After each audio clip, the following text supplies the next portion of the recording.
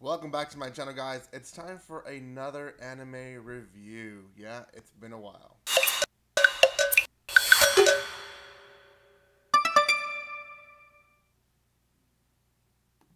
Welcome once again. We're going to be reviewing on one that aired, was it, I believe, winter 2021.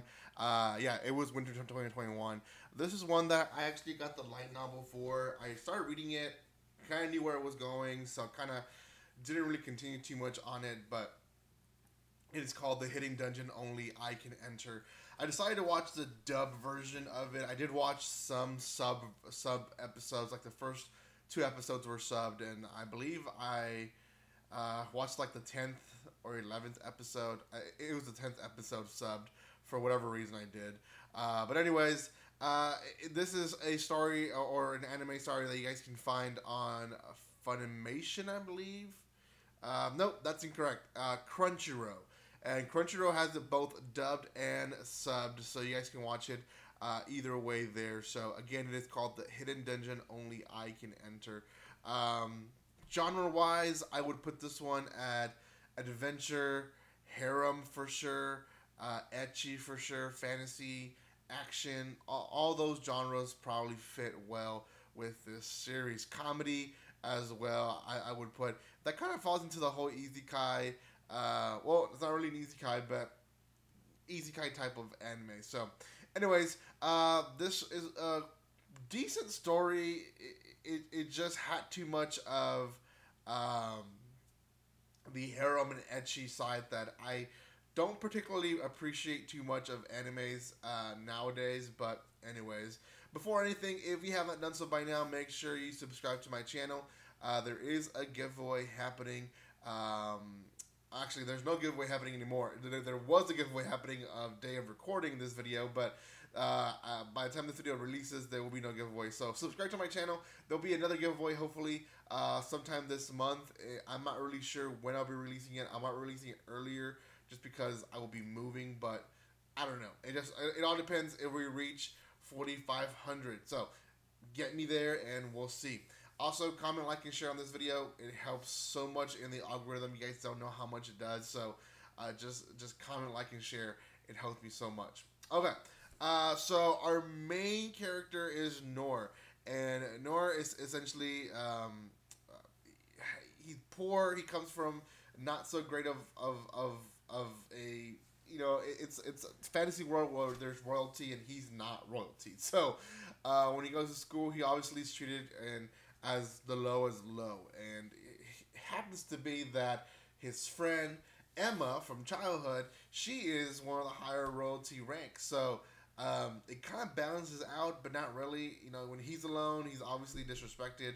Emma's always respected. So when he's with Emma, he kind of is respected in some way or another. But in all this, he finds a dungeon, and in this dungeon, there is this tied up girl. Her name is Olivia, and she grants him some powers and becomes basically her apprentice, and he starts training under her. And in the dungeon, there's different levels, and he's able to go into this dungeon and train, and he becomes pretty strong and decently strong. Throughout the entire anime, he meets different female characters that start basically building his harem. The whole problem with Nor's powers is that he needs to use LP, and LP essentially is gained through lewdness. So any etchiness scene that's going to come out of this anime is because he needs more power. So kind of reminds me of high school D&D, how he would use that to his advantage as well. Kind of the same thing. Nor acts like he's the innocent guy that, I need the power, so he gets himself into these situations, and the girls are more than willing to do almost anything, to be honest, for him. We meet different girls like the Adventure Guild, I guess, helper Lola. We meet Maria, who I believe is also royalty, and she's saved from. I think she's the one that was saved from dying. Then Alice, and Elna and Luna, who is she's a different creature herself, and then other girls as well that he meets. At the end of the series, there's basically conflict of him wanting to free Olivia from these chains. He finds out that these chains are actually hurting her and causing pain to her. So his ultimate mission at the end of the series, which is about 3 episodes of it, is to basically free her. And what ends up happening is that there's an evil being who has copied Olivia's being, and he has to essentially fight Olivia. Not really Olivia, but a clone of Olivia. And Olivia's pretty strong. Now, there is a background story to her, how she ended up in those chains. And it's a pretty sad story. I won't share it here just because I want you guys to watch the series yourself. But pretty sad story. Personally, it did move me a little bit, to say the least.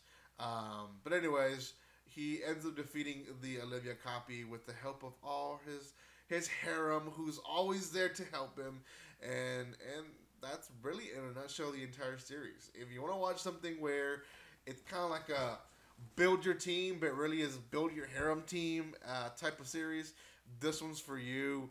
Again, it just has too much of that it took away from the series. Now, there is series here and there that have that don't do it overwhelmingly, and this one just did too overwhelmingly. You can tell that the series was depending on all the edginess and the lewdness of it for it to be successful. And personally, I don't even think it was successful. Not a lot of people talk about it. Personally, when I saw it was dubbed, I watched it mainly because it was dubbed.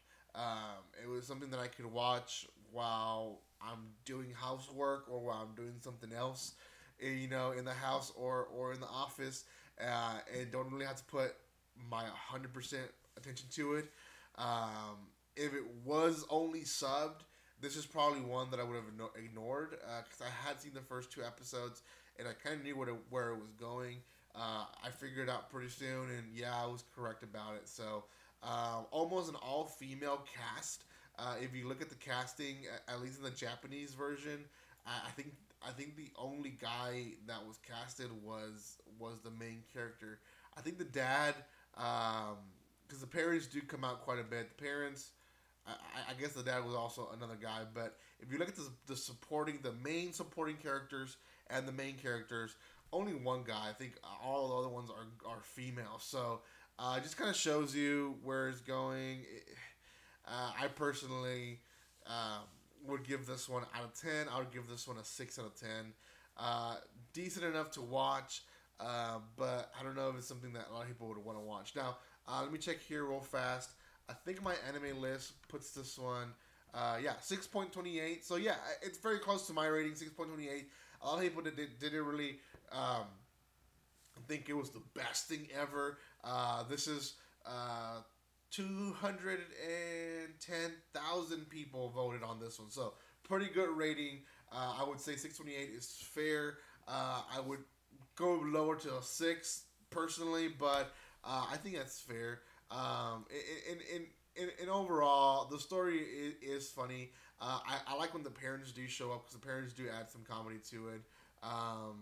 But we'll see. Anyways, guys, thank you so much for watching this. Let me know if you ended up watching this series or not. I know some of you guys did watch it. I know some of you guys probably didn't. So if you didn't, here's your review for it. Watch it. If you guys want to watch a harem, ecchi, fantasy, action, adventure type of series. And if not, then you're not missing much. So thank you guys so much for watching this video. Comment, like, and share. Watch my other reviews. I, by now, should have already announced the winners. So go check out who won the giveaway. Don't miss out on those. Claim your items. And guys, like always, don't be strangers. See you guys.